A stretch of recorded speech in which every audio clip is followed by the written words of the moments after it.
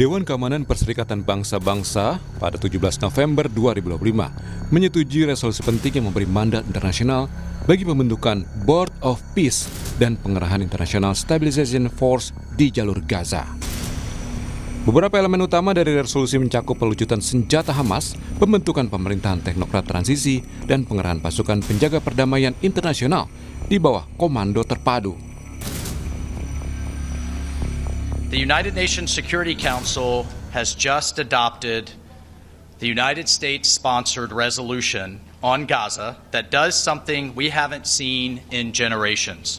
It provides a real, actionable pathway to lasting peace for Palestinians and Israelis. And I would encourage everyone around the world, and I would certainly encourage the media to read the entire resolution. Read the whole thing.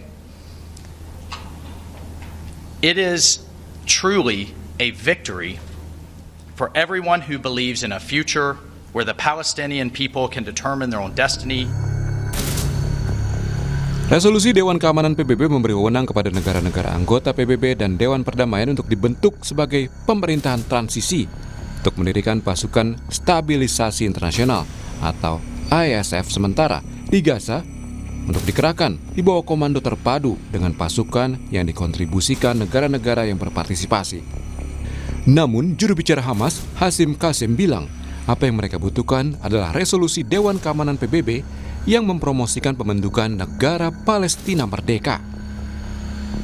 ما هو مطلوب هو قرار مجلس أمن يمنع استئناف الحرب على قطاع غزة ويدخل المساعدات إليه ويؤسس لمسار سياسي تفضي إلى قيام دولة فلسطينية مستقلة.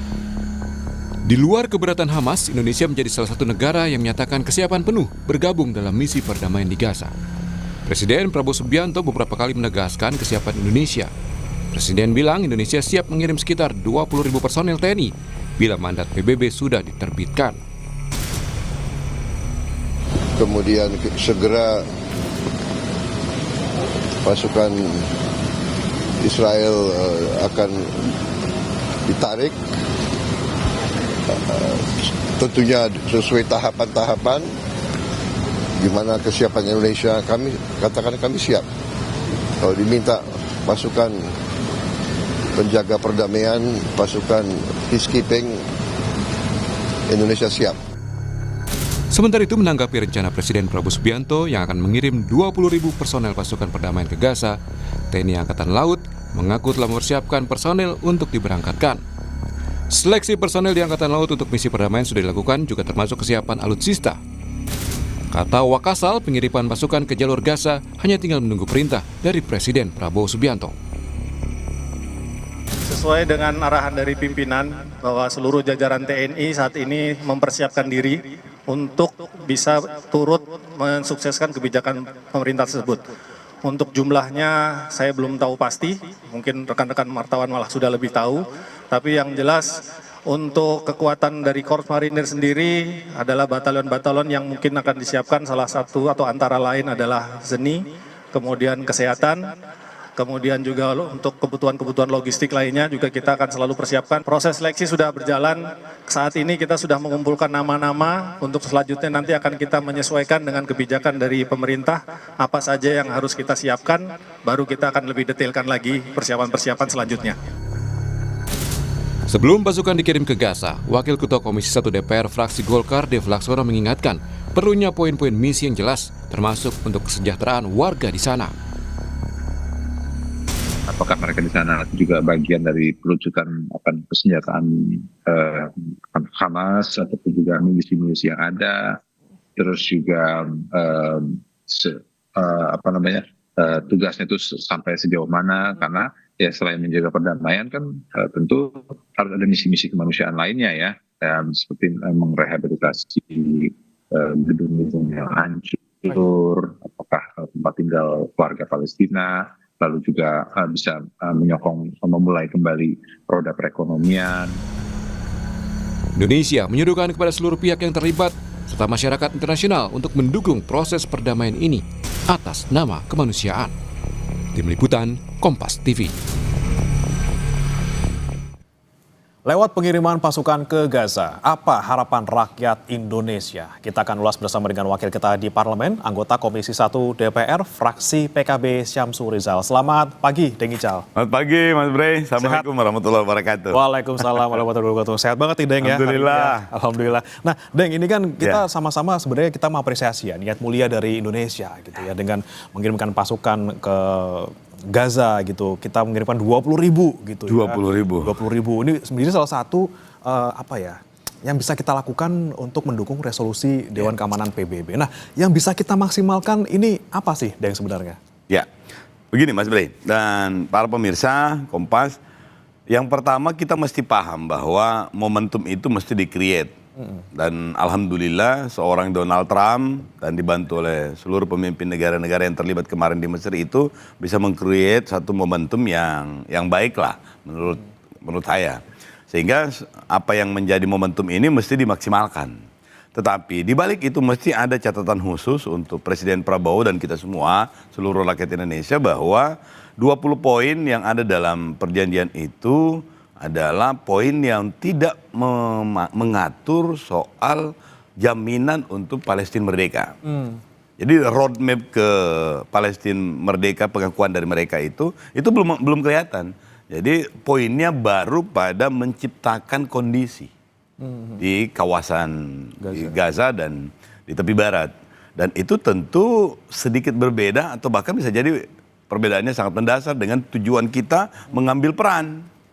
Jadi tujuan utamanya kita itu memang konstitusi kita menjamin untuk berpartisipasi dalam ketertiban dunia. Tetapi khusus untuk persoalan ini, kita goalsnya adalah Palestina merdeka. Jadi kita sudah mundur satu langkah, berharap bisa loncat lebih jauh. Karena sebelumnya kita tidak pernah mengakui solusi dua negara. Nah, baru pada kali ini kita mengakui itu menjadi sebuah konsekuensi logis dari perkembangan. Tapi untuk jaminan bahwa Palestina merdeka itu belum ada dalam map ini. Yang ketiga adalah ternyata yang terjadi sekarang ini dari kurang lebih 16 faksi yang ada di Palestina itu lebih banyak yang menolak perjanjian ini. Baru Ikhwanul Muslimin, kemudian Fatah atau otoritas Palestina yang menerima, dan Hamas dengan jelas menyatakan bahwa menolak resolusi ini. Dan tentu resolusi ini akan banyak perdebatan-perdebatan, tetapi itu wajar. Tapi yang paling penting adalah resolusi ini menjadi momentum untuk mengembalikan seperti apa posisi Indonesia.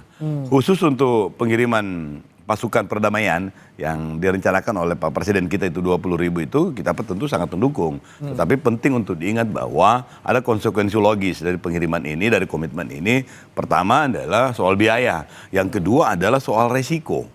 Yang ketiga itu adalah demarkasi apa dan di mana tugasnya pasukan perdamaian dari Indonesia. Sudah banyak disampaikan bahwa kita fokusnya ke konstruksi dan ke medis, kesehatan.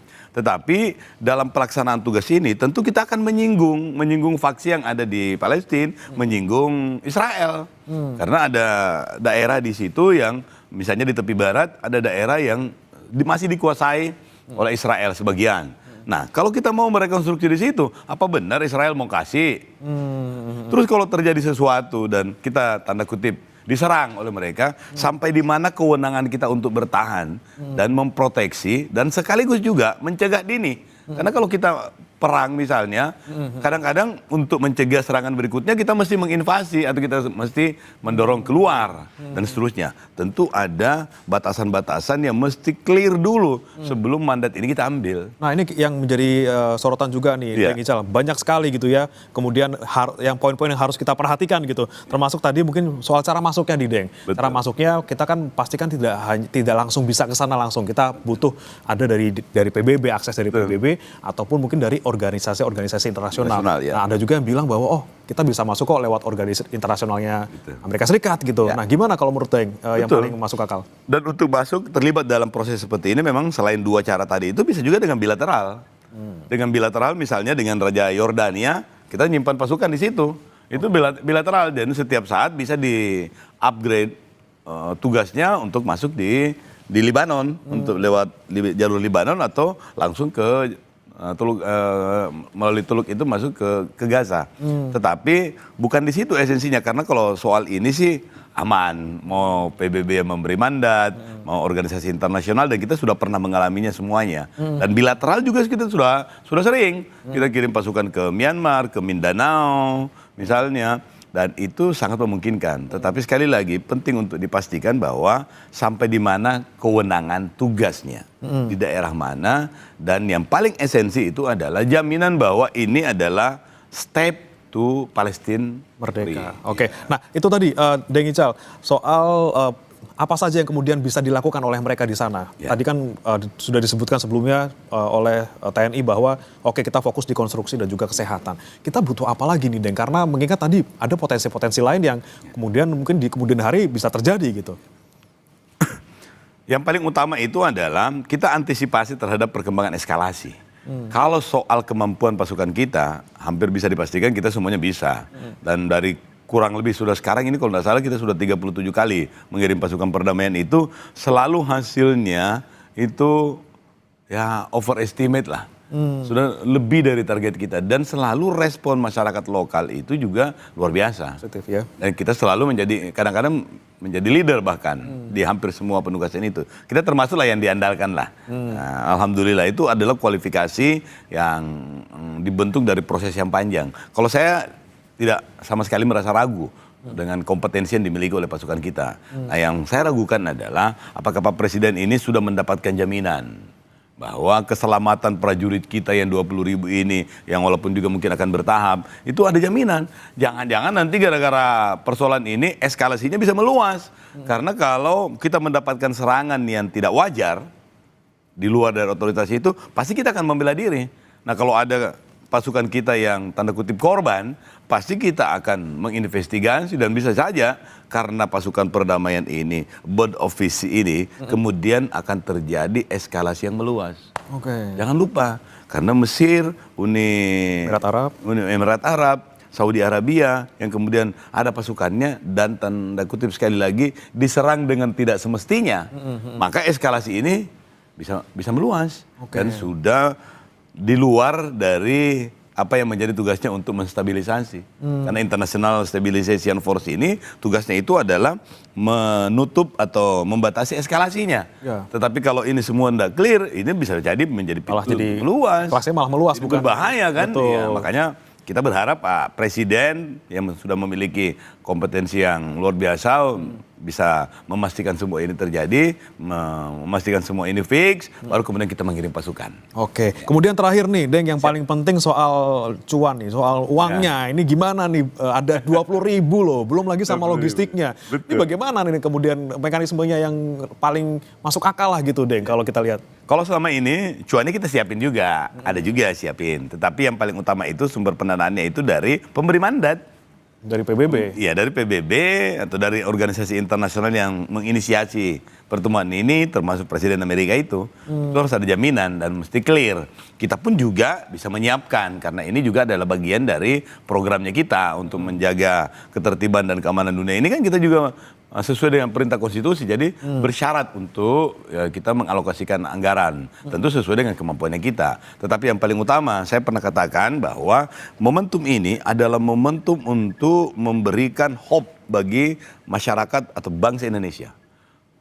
Caranya bisa saja Pak Presiden ini membuka open donation ke semua warga. Saya yakin dan percaya masyarakat Indonesia itu akan mensupport program-program ini. Dan itu menjadi momentum strategis untuk menguatkan konsolidasi internal Indonesia. Oke, soal dana sih pasti banyak caranya lah ya. Banyak Entah dari caranya. PBB, dari anggaran kita maupun tadi dari donasi, mungkin kita anggaran donasi.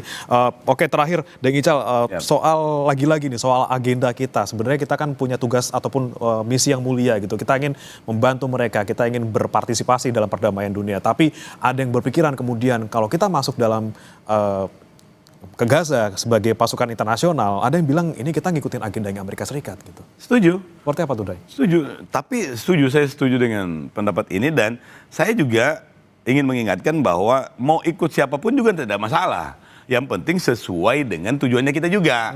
Kan zaman sekarang ini kan sudah zaman saling menunggangi. Oke. Tetapi dalam konteks sinergi.